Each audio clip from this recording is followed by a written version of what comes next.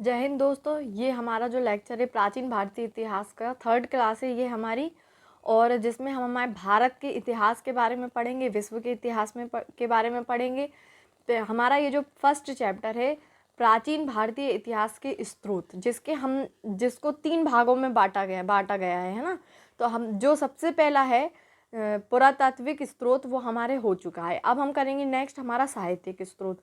जो मेरा first part है उसमें मैंने प्राचीन भारतीय इतिहास के स्रोत का जो फर्स्ट जो टाइप है प्राग ऐतिहासिक काल का हमने वो देख चुका है।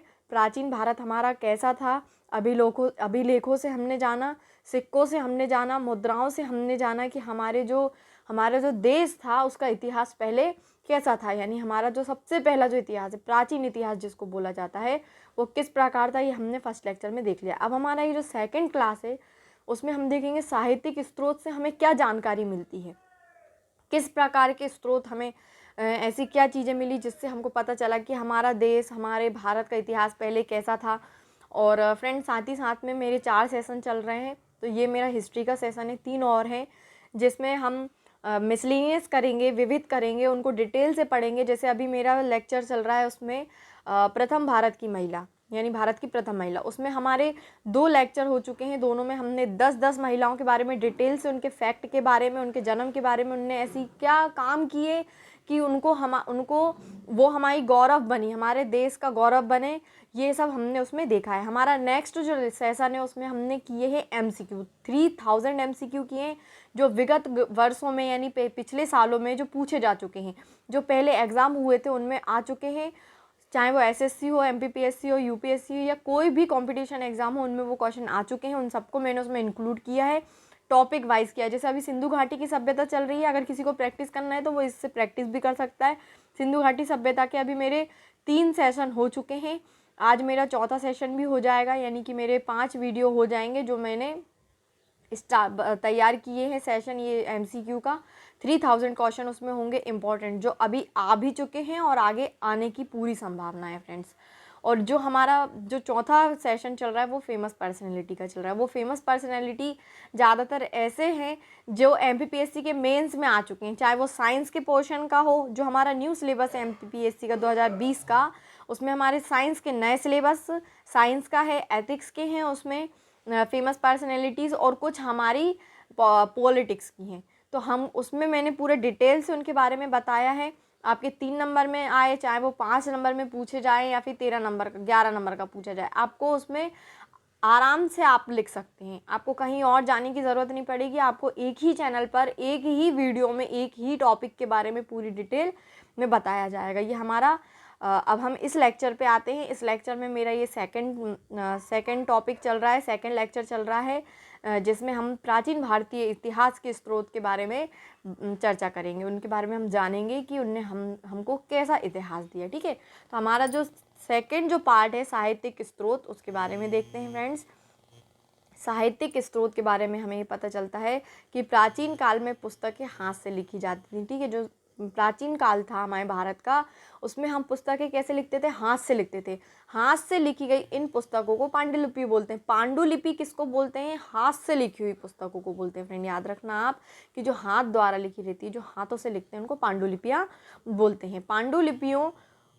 पांडुलिपियों को ताड़पत्रों तथा भोजपत्रों पर लिखा जाता है। काय काय में लिखा जाता है इनको, ताड़पत्रों में और ताड़पत्रों में और भोजपत्रों में इनको लिखा जाता है।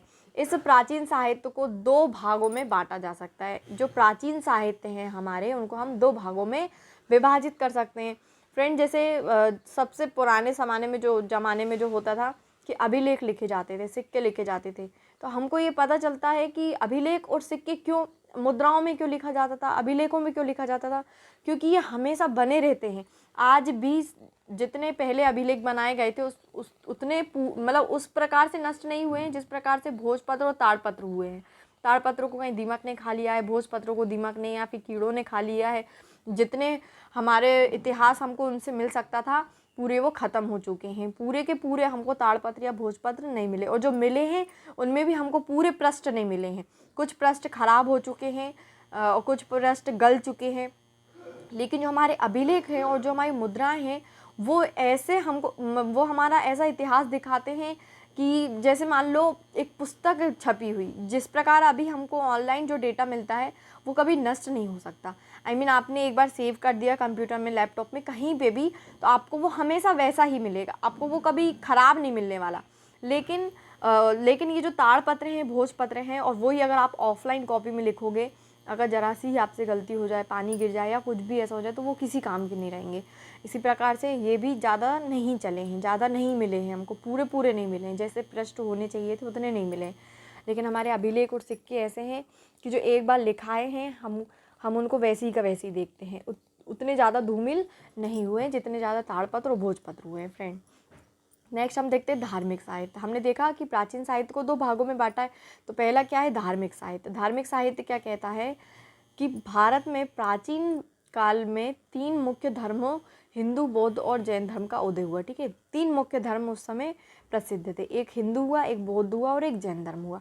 इन धर्मों के विस्तार के साथ साथ विभिन्न दार्शनिकों, विद्वानों तथा धर्म आचार्यों द्वारा अनेक धार्मिक पुस्तकों की रचना की गई है ना। अनेक पुस्तकें हमको मिलती हैं जिसमें हमको ये ज्ञान मिलता है कि बौद्ध धर्म कैसा था, जैन धर्म कैसा था, हिंदू धर्म कैसा था, हमारे प्राचीन धर्म कैसे थे, हमें उनसे जानकारी मिलती है।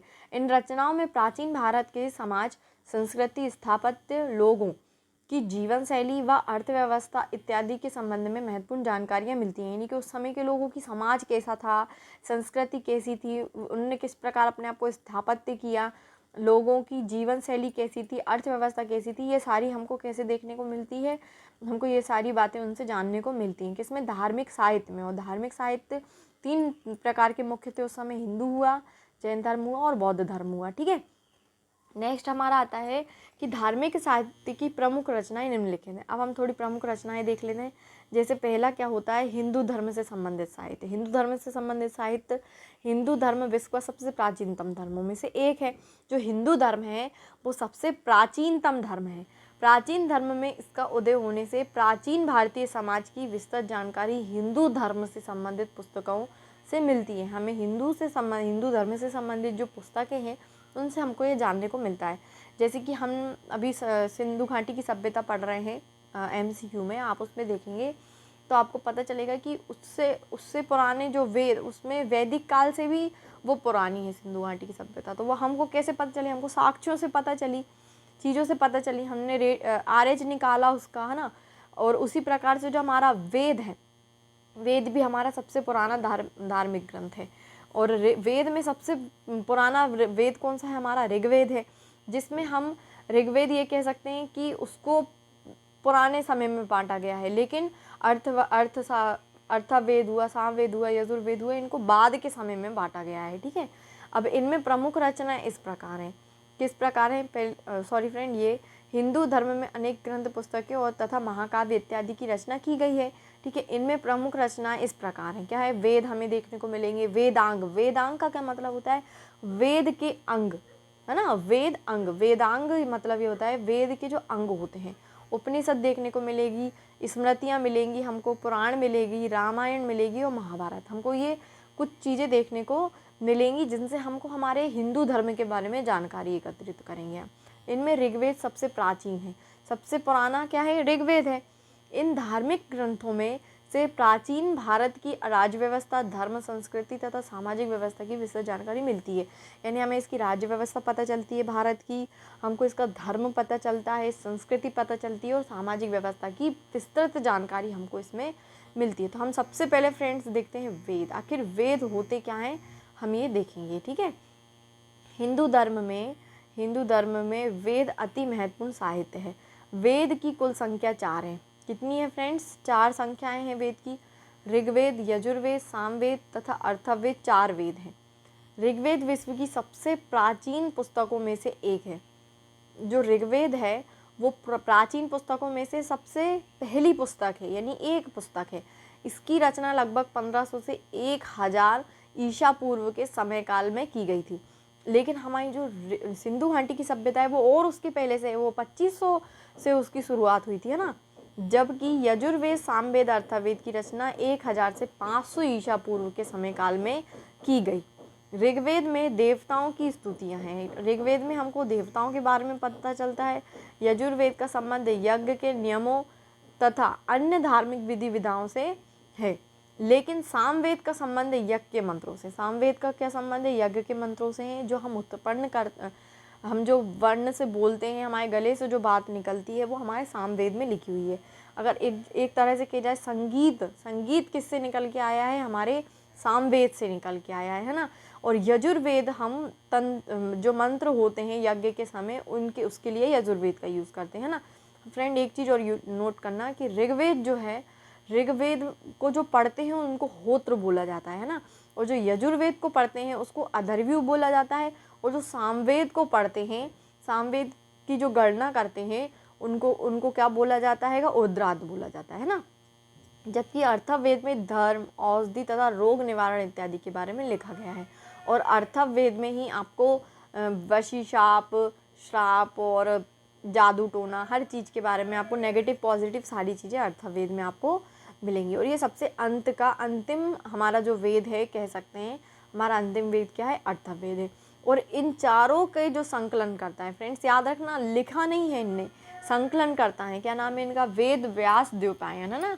वेद व्यास, महर्षि वेद व्यास द्वैपायन। अब नेक्स्ट हम देखते हैं ब्राह्मण क्या होता है? ब्राह्मण के बारे में जानते हैं कि ब्राह्मणों को वेदों के साथ संलग्न किया गया है। ठीक है, जो ब्राह्मण हैं उनको वेदों के साथ जोड़ा गया है। ब्राह्मण वेदों के ही भाग हैं। जो ब्राह्मण है, जो हमारा जो वेद है, वेद में अगर आप देखेंगे कि जहाँ पे गद्य 4 लाइन के, जहाँ आपको गद्य मिलेंगे छोटे छोटे से 4 लाइन के, वो आपके क्या होते हैं? ब्राह्मण होते हैं ना। ब्राह्मण उनको कहा जाता है। प्रत्येक वेद के ब्राह्मण अलग हैं, हर वेद के जो है ब्राह्मण क्या है? अलग हैं। यह ब्राह्मण ग्रंथ गद्य शैली में है। देखा, गद्य शैली में है। इनमें विभिन्न विधि विधानों तथा कर्म कांड का विस्तृत वर्णन है। ये गद्य खंड में होते हैं, 4 लाइन्स में होते हैं। ये ब्राह्मणों में वेदों का सार सरल शब्दों में दिया गया है। कैसा? वेदों का जो सार है उनका जो शॉर्ट में जो दिया गया है, उनको बहुत अच्छी भाषा में दिया गया है, जो हम समझ सकें। इन ब्राह्मण ग्रंथों की रचना विभिन्न ऋषियों द्वारा की गई। ऐत्रेय तथा शतपथ ब्राह्मण ग्रंथों के उदाहरण हैं। ब्राह्मण 2 प्रकार के होते हैं, एक ऐत्रेय होते हैं और एक शतपथ होते हैं। नेक्स्ट आरण्यक। ठीक है, अब हम आरण्यक में देखेंगे कि आरण्यक क्या होता है। हमारा आरण्यक में, आरण्यक शब्द आरण्य से बना है। किससे बना है फ्रेंड्स? आरण्य से बना है, और जिसका अर्थ होता है वन। आरण्य का मतलब होता है वन, और आरण्यक आरण्य और अक से मिलकर बना हुआ है। ठीक है, तो वन, जो वन से संबंधित है, जो वन का रूप है, वो आरण्यक हुआ। आरण्यक वेद धर्म ग्रंथ है जिन्हें वन में ऋषियों द्वारा लिखा गया है। ठीक है, वन में लिखा गया है इसलिए इसको आरण्यक बोलते हैं ना, और ऋषियों द्वारा लिखा गया है, ऋषियों द्वारा ये वन में लिखा गया है इसलिए इसको आरण्यक बोलते हैं। आरण्यक ग्रंथों में आध्यात्म तथा दर्शन का वर्णन है। आरण्यक क्या है? जिसमें ग्रंथों का अध्ययन, आध्यात्म और दर्शन हमको दोनों देखने को मिलते हैं। इनकी विषय वस्तु काफ़ी गूढ़ है ना, यानी कि हम उतने अच्छे से इसको समझ नहीं पाए हैं। आरण्यक की रचना ग्रंथों के बाद हुई, ग्रंथों के बाद आरण्यक की रचना हुई है। यह अलग अलग वेदों के साथ संलग्न है, परंतु अर्थवेद को किसी भी आरण्यक से नहीं जोड़ा गया है। यानी एक अर्थवेद बस ऐसा है जिसको किसी भी आरण्यक से जोड़ा नहीं गया है, मगर बाकी के वेदों से ये अलग अलग प्रकार से जुड़ा हुआ है। नेक्स्ट आता है हमारा वेदांग। वेदांग क्या होता है? जैसा कि नाम से स्पष्ट है, क्या है? नाम से स्पष्ट है वेदांग, यानी कि वेदों के अंग, है ना। वेदांगों में वेद के गुण ज्ञान को सरल भाषा में लिखा गया है। यानी जो कठिन ज्ञान जो हमको वेदों में देखने को मिलेगा उसी को इनने सरल भाषा में लिखा है। उसी प्रकार ब्राह्मण में भी है कि सरल भाषा में, उसमें गद्य में हमको वेदों के बारे में चर्चा मिलती है, ज्ञान मिलता है ना। नेक्स्ट आता है हमारा शिक्षा, कल्प, व्याकरण, निरुक्त, छंद व ज्योतिष, कुल 6 वेदांग है। 6 वेदांग कौन कौन से? शिक्षा, कल्प, व्याकरण, निरुक्त, छंद, ज्योतिष, ये हमारे 6 वेदांग हैं। नेक्स्ट आता है हमारा उपनिषद। फ्रेंड उपनिषद क्या होता है देखते हैं कि उपनिषदों की विषय वस्तु दार्शनिक है। यह ग्रंथों के अंतिम भाग हैं। जो ग्रंथ में अंतिम भाग होता है वो हमारे क्या होते हैं? उपनिषद होते हैं। इसलिए इन्हें वेदांत भी कहा जाता है।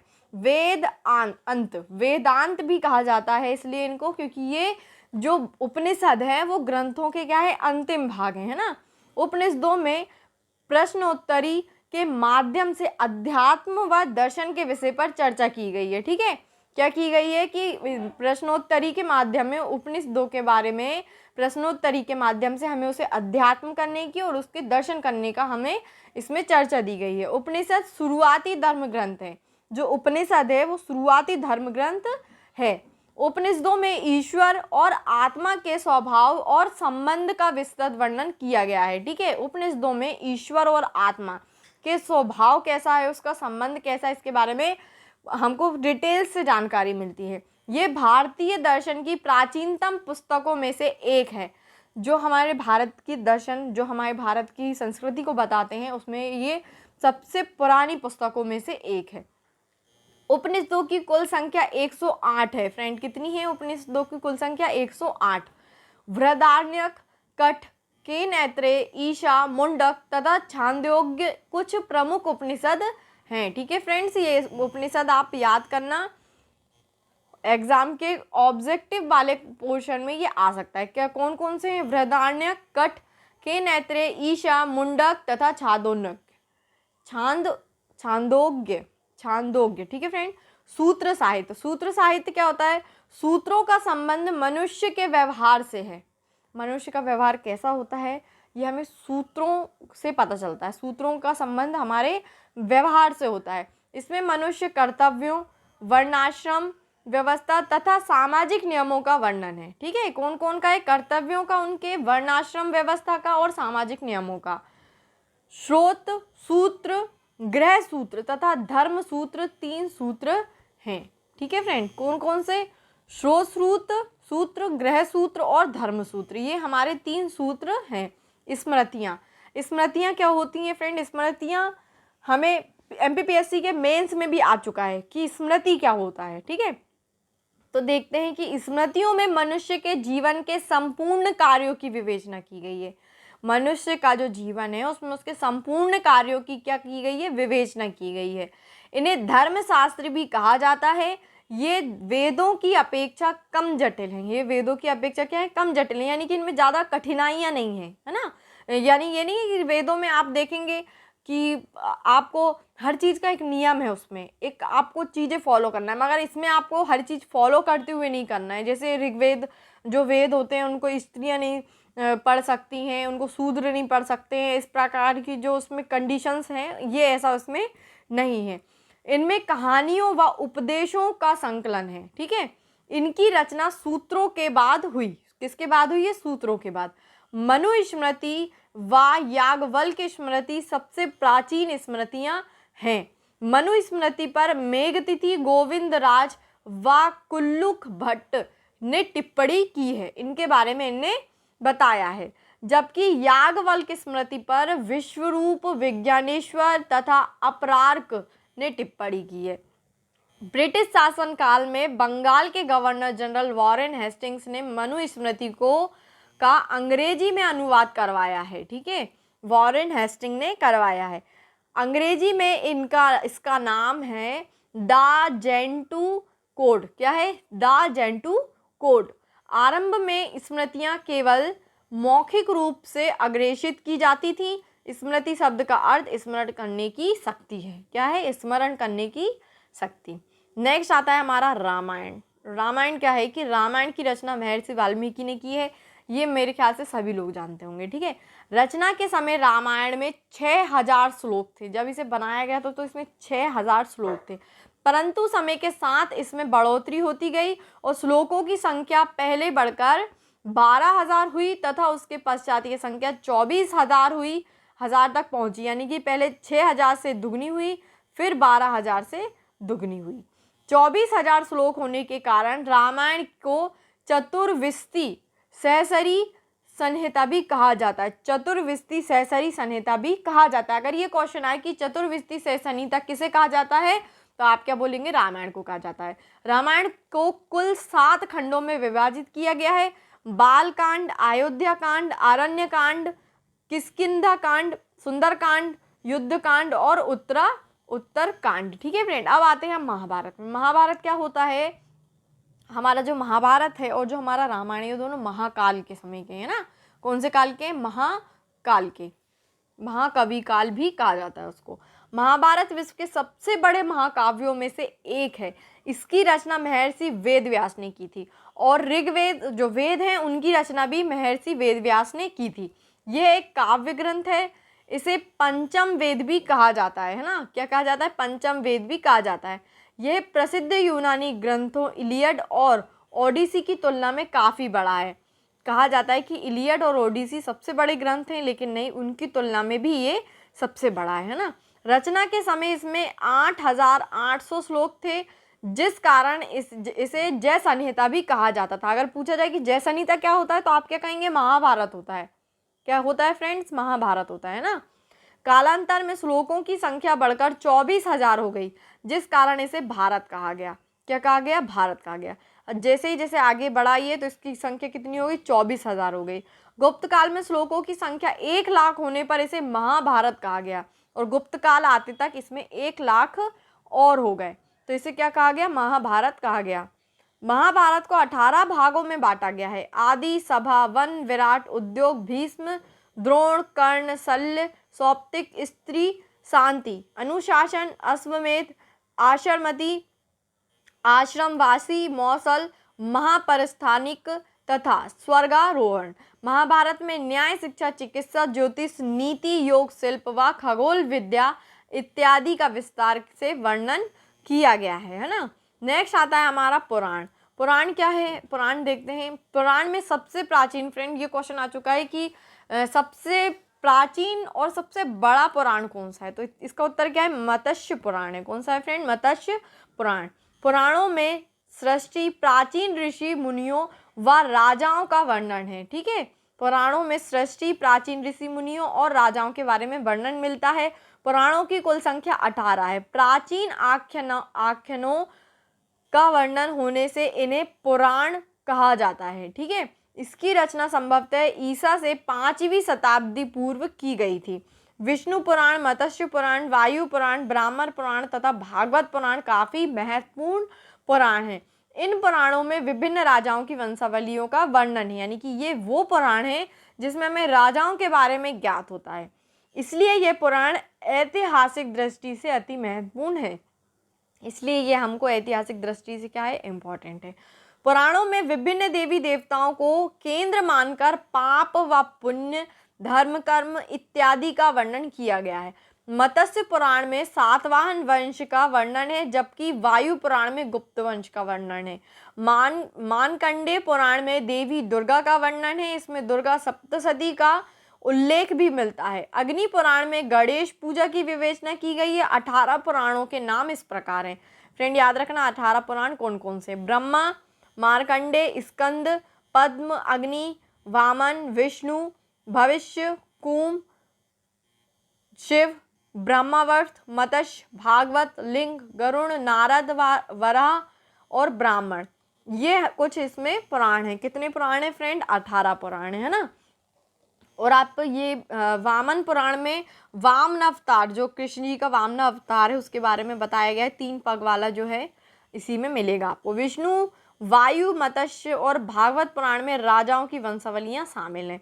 इन संक्षिप्त वंशावलियों से प्राचीन भारत के विभिन्न शासकों व उनके कार्यकाल के संदर्भ में जानकारी मिलती है। अब हम देख लेते हैं बौद्ध धर्म से संबंधित साहित्य। हमने पहले क्या देखा? हिंदू धर्म से संबंधित साहित्य, जिसकी हमने लिस्ट पढ़ी है ना। अब नेक्स्ट आता है हमारा बौद्ध धर्म से संबंधित साहित्य। बौद्ध धर्म के प्रचार के साथ साथ इसके साहित्य में भी वृद्धि हुई। क्या हुआ कि बौद्ध धर्म जैसे जैसे बढ़ा तो इसके साहित्य में भी इसकी वृद्धि हुई। बौद्ध साहित्य के मुख्य अंग जातक और पिटक हैं। क्या है? मुख्य अंग कौन कौन से हैं? जातक और पिटक। जातक में महात्मा बुद्ध के पूर्व जन्मों का वर्णन है। जो जातक है उसमें क्या मिलेगा हमको? महात्मा बुद्ध जी के पूर्व जन्मों के बारे में वर्णन मिलेगा। ये कथाएं हैं, इसमें प्राचीन भारत के समाज की जानकारी मिलती है। इसी में हमको हमारे भारत के प्राचीन जो भारत है उसकी क्या समाज के बारे में पता चलता है। और त्रिपिटक क्या है? त्रिपिटक सबसे पुराना बौद्ध साहित्य का ग्रंथ है। त्रिपिटक की रचना महात्मा बुद्ध के निर्वाण के पश्चात की गई है। क्या? उनके निर्वाण के बाद की गई है। इनकी रचना पाली भाषा में की गई है। इनकी रचना किस भाषा में हुई है फ्रेंड? पाली भाषा में हुई है। याद रखना आपकी पाली भाषा में इसकी रचना हुई है, क्योंकि इस प्रकार के क्वेश्चन आते हैं कि त्रिपिटक किस भाषा में है या जातक किस भाषा में, तो आपको क्या बताना है? पाली भाषा में। त्रिपिटक के 3 भाग हैं, सुत्त पिटक, विनय पिटक तथा अभिधम्म पिटक। और त्रिपिटक में प्राचीन भारत की सामाजिक और धार्मिक व्यवस्था का आभास होता है। ठीक है, सामाजिक और धार्मिक व्यवस्था के बारे में हमको इससे जानकारी मिलती है। सुत्त पिटक के 5 निकाय हैं, दीघ निकाय, मध्यम निकाय, संयुक्त निकाय, अंगुत्तर निकाय और खुद्दक निकाय। विनय पिटक में बौद्ध संघ के नियमों का वर्णन है। क्या है? विनय जो पिटक है उसमें हमको बौद्ध संघ नियमों का वर्णन मिलता है। इसके 4 भाग हैं, एक है सुत्त विभंगु, खंदक, पातिमोक्ष तथा परिवार पाठ। और अभिधम्म पिटक की विषय वस्तु दार्शनिक है। इसमें महात्मा बुद्ध की दार्शनिक शिक्षा का वर्णन मिलता है। किसका वर्णन मिलता है? दार्शनिक शिक्षा का। और अभिधम्म पिटक से जुड़े हुए 7 कथानक ग्रंथ हैं। ठीक है, 7 उनसे जुड़े हुए ग्रंथ हैं। फ्रेंड्स, हम बौद्ध धर्म के बारे में, जैन धर्म के बारे में और डिटेल में इनका एक अलग अलग सेपरेट इनका लेक्चर बनाएंगे, जिसमें आपको पूरी जानकारी मिलेगी, मेंस के अकॉर्डिंग भी और प्री के अकॉर्डिंग भी, रिटर्न के अकॉर्डिंग भी और हमारे MCQ के अकॉर्डिंग भी। तो नेक्स्ट हम पढ़ते हैं जैन धर्म से संबंधित साहित्य। ठीक है, जैन धर्म से संबंधित साहित्य क्या है कि प्राचीन जैन ग्रंथों को पूर्व कहा गया। ठीक है, जो प्राचीन जैन ग्रंथ है उनको क्या कहा जाता था? पहले पूर्व कहा जाता था। इसमें महावीर के द्वारा प्रतिपादित किए गए सिद्धांतों का वर्णन है। इन्होंने कुछ सिद्धांत निकाले थे, उनका वर्णन इसमें हमको मिलता है। ये प्राकृत भाषा में लिखे गए हैं। फ्रेंड याद रखना, प्राकृत भाषा में क्या लिखे गए हैं? जो महावीर जी ने अपने सिद्धांत लिखे हैं वो प्राकृत भाषा में लिखे गए हैं, याद रखना। लेकिन जो बौद्ध धर्म है, बौद्ध धर्म में जो उनके निकाय और जातक उनने जो लिखे हैं वो किस भाषा में लिखे? पाली भाषा में लिखे हैं। जैन धर्म साहित्य में आगम काफ़ी महत्वपूर्ण है। इसके 12 अंग, 12 उपांग, 10 प्रकीर्ण और 6 छेद सूत्र हैं। ठीक है, इसकी रचना जैन धर्म के श्वेतांबर संप्रदाय के आचार्यों द्वारा की गई थी। इनकी रचना प्राकृत, संस्कृत तथा अपभ्रंश में की गई थी। जैन धर्म के ग्रंथों का संकलन 6वीं शताब्दी में गुजरात के वल्लभी नगर ने किया गया था। ठीक है, वल्लभी नगर ने किया था। अन्य मुख्य जैन ग्रंथ आचारंग सूत्र, भगवती सूत्र और परिशिष्ट पर्वन व बाहुचरित हैं। ठीक है, नेक्स्ट हम करते हैं गैर धार्मिक साहित्य। गैर धार्मिक साहित्य भी हैं हमारे देश में जो आए थे, जिसमें से क्या देखने को मिलता है? हम देखते हैं फ्रेंड कि धर्म के अलावा अन्य साहित्य को धर्मोत्तर साहित्य कहा जाता है। जो धर्म के अलावा होते हैं वो धर्मोत्तर साहित्य हुए। इसमें ऐतिहासिक पुस्तकें, जीवनी, वृत्तांत इत्यादि शामिल हैं। गैर धार्मिक साहित्य में विद्वानों व कूटनीतिज्ञों की रचनाएं प्रमुख हैं। यह साहित्य अपेक्षाकृत सटीक है। इससे प्राचीन राजाओं में विद्यमान राज्य व्यवस्था, अर्थव्यवस्था, लोगों की जीवन शैली तथा तत्कालीन समाज के बारे में उपयोगी जानकारी मिलती है। 6वीं शताब्दी में पाणिनि एक प्रसिद्ध संस्कृत विद्वान था। क्या है कि 6वीं शताब्दी में जो पाणिनि था वो एक प्रसिद्ध संस्कृत विद्वान था। क्या था? प्रसिद्ध संस्कृत विद्वान। पाणिनि द्वारा रचित अष्टाध्यायी संस्कृत व्याकरण है। क्या है? संस्कृत व्याकरण। फ्रेंड, ये क्वेश्चन आ चुका है कि अष्टाध्यायी किसने लिखी है, इसके रचयिता कौन है? तो कौन है फ्रेंड? पाणिनि है ना। इसमें 5वीं शताब्दी ईसा पूर्व के समाज पर प्रकाश डाला गया है। 5वीं शताब्दी में हमारा समाज किस प्रकार था ये बताया गया है। मौर्य काल में कौटिल्य की पुस्तक अर्थशास्त्र से शासन व्यवस्था की महत्वपूर्ण जानकारी मिलती है। और कौटिल्य के द्वारा जो अर्थशास्त्र लिखी गई है, जिन्हें हम चाणक्य भी बोलते हैं, उनकी जानकारी हमें कब मिलती है फ्रेंड्स? मौर्य काल में मिलती है। विशाखदत्त द्वारा मुद्रा राक्षस, सोमदेव द्वारा रचित कथा सरित सागर तथा क्षेमेद्र द्वारा रचित व्रत कथा मंजरी से मौर्य काल के बारे में काफ़ी जानकारी मिलती है। ठीक है, इन पुस्तकों में तत्कालीन धार्मिक, आर्थिक व सामाजिक व्यवस्था सभी पहलुओं के बारे में पता चलता है। फ्रेंड्स, हम जो आगे लेक्चर करेंगे उसमें हम हमारे धार्मिक को भी लेंगे, आर्थिक, सामाजिक और सारी जितने भी पहलू होते हैं सबको इंक्लूड करते हुए डिटेल्स में हम नोट्स बनाएंगे जो आपको हर एग्ज़ाम में हेल्प करेंगे। ठीक है, पतंजलि द्वारा रचित महाभाष्य तथा कालिदास द्वारा रचित मालवाकनी मित्र से शुंग वंश के इतिहास के बारे में ज्ञात होता है। शूद्रक द्वारा रचित मृच्छकटिकम तथा दंडी द्वारा रचित 10 कुमार चरित से गुप्त काल की सामाजिक व्यवस्था पर प्रकाश पड़ता है। बाण भट्ट द्वारा लिखी गई हर्षवर्धन की जीवनी हर्षचरित से में सम्राट हर्षवर्धन का गुणगान पता चलता है। ठीक है, जबकि वाकपति द्वारा रचित गोडवाहो में कन्नौज के शासक यशोवर्मन और विल्हण के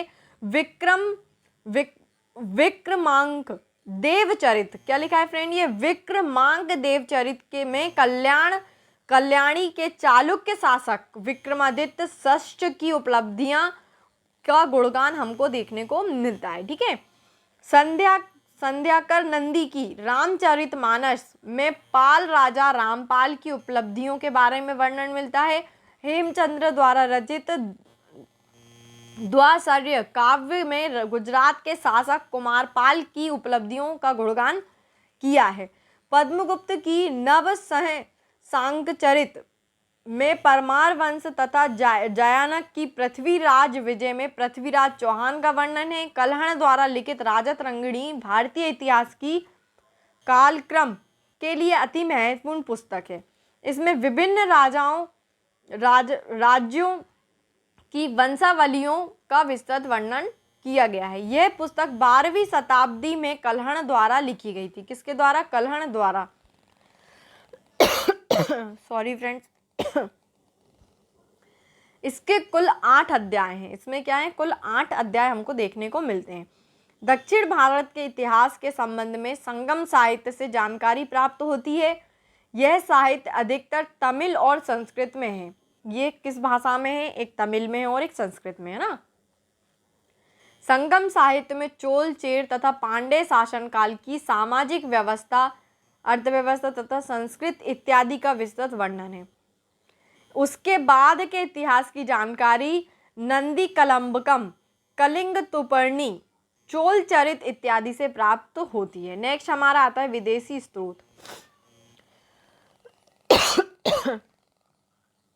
सॉरी फ्रेंड, विदेशी स्रोत क्या है हम देखते हैं कि विदेशी साहित्य से भी भारत के प्राचीन इतिहास के बारे में जानकारी मिलती है। क्या रहता था कि पहले के जो जमाना होता था, पुराने समय में क्या करते थे, दूसरे देश के लोग दूसरे देशों में जाया करते थे, यहाँ से वहाँ होते थे, आना जाना करते थे, दूसरे देशों की जानकारी इकट्ठी करते थे और उन जानकारियों को क्या करते थे, लिख के रखते थे, एक ग्रंथ जैसा बना लेते थे, जिससे वो चीज़ दूसरे देखें और उनके बाद आगे तक वो चीज़ फैलती जाए।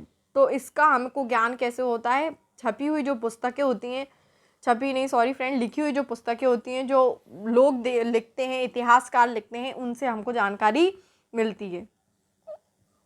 ये विदेशी लेखक विदेशी राजाओं के साथ भारत आए अथवा भारत की यात्रा पर आए, जिसके उपरांत उन्होंने भारत की सामाजिक, आर्थिक तथा भौगोलिक व्यवस्था का वर्णन किया।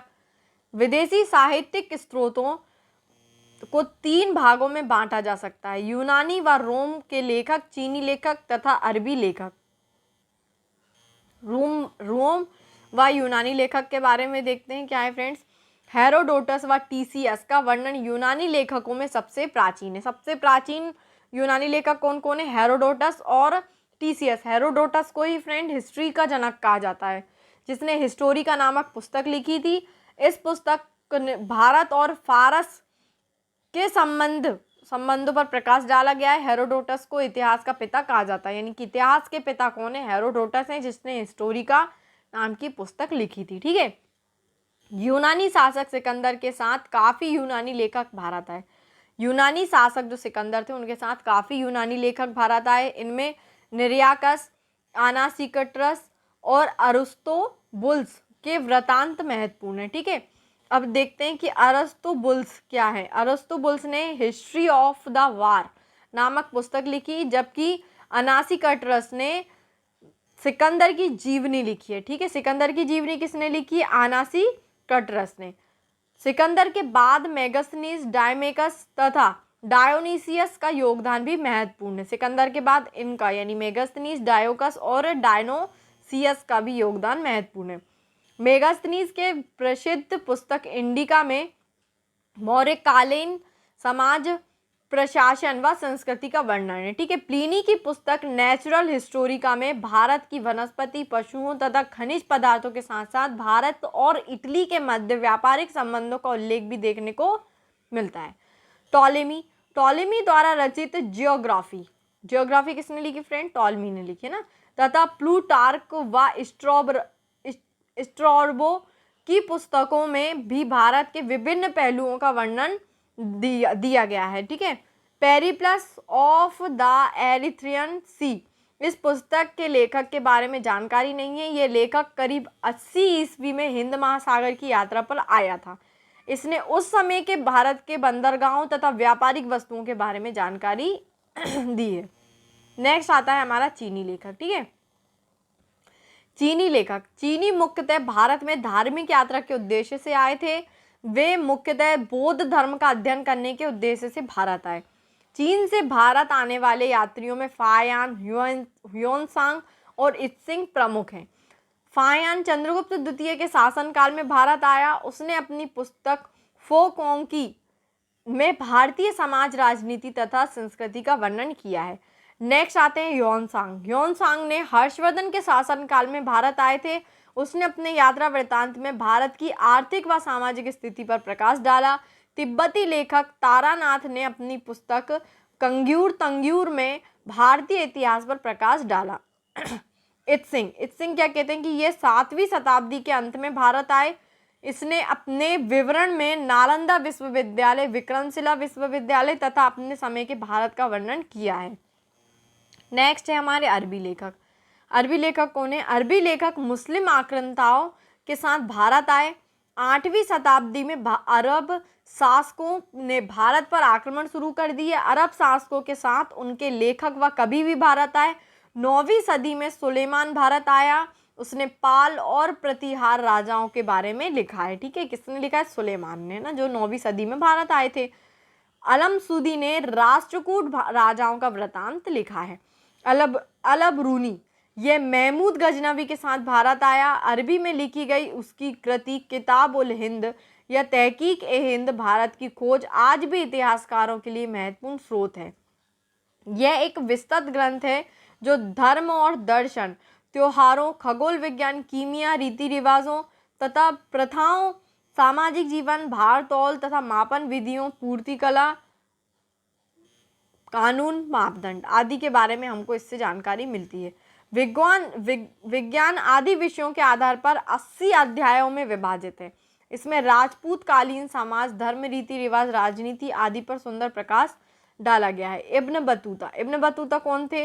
इसके द्वारा अरबी भाषा में लिखा गया उसका यात्रा वृतांत, जिसे रेहला कहा जाता है। फ्रेंड, MPPSC के मेंस में रेहला के बारे में पूछा गया है कि रेहला क्या होता है 3 नंबर में हिस्ट्री में, तो आपको पता होना चाहिए कि रेहला इब्न बतूता द्वारा लिखा गया है, अरबी भाषा में लिखा गया है और 14वीं शताब्दी में भारतीय उपमहाद्वीप के सामाजिक तथा सांस्कृतिक जीवन के विषय में बहुत ही प्रचुर और सबसे रोचक जानकारियां देता है। ठीक है। ये लाइन आप 3 नंबर में लिखोगे, ये एक एक पॉइंट बनाकर, तो आपको आराम से 3 नंबर मिल जाएंगे। 1333 ईस्वी में दिल्ली पहुंचने पर इसकी विद्वता से प्रभावित होकर सुल्तान मोहम्मद बिन तुगलक ने उसे दिल्ली का काजी या न्यायाधीश नियुक्त किया। ठीक है। अब नेक्स्ट हम आते हैं प्राचीन काल की कुछ महत्वपूर्ण पुस्तकें व उनके लेखक। ठीक है। तो बुद्ध चरित किसने लिखी? अश्वघोष ने। महावी भाषा शास्त्र लिखी वसुमित्र ने। कामसूत्र लिखी वात्स्यायन ने। मेघदूत लिखी कालिदास ने। नाट्य शास्त्र लिखी भरत मुनि ने। सूर्य सिद्धांत लिखी आर्यभट्ट ने। बृहद संहिता लिखी वराहमिहिर ने। पंचतंत्र लिखी विष्णु शर्मा ने। रत्नावली लिखी हर्षवर्धन ने। पृथ्वीराज रासो चंदबरवन दई ने लिखी। मालती माधव लिखी भवभूति ने। गीत गोविंद लिखी जयदेव ने और कादम्बरी बाणभट्ट ने लिखी। ठीक है friends, thanks to watch my video friend. I hope आपको लेक्चर अच्छे से समझ में आया हो, और अगर आपको इसके नोट्स बनाने हैं तो इसी के आप नोट्स बना सकते हैं स्क्रीनशॉट लेके, और इसकी PDF भी आपको प्रोवाइड किए जाएंगे, आप PDF से भी लिख सकते हैं। और फ्रेंड्स साथ ही साथ में अगर आप इसका फर्स्ट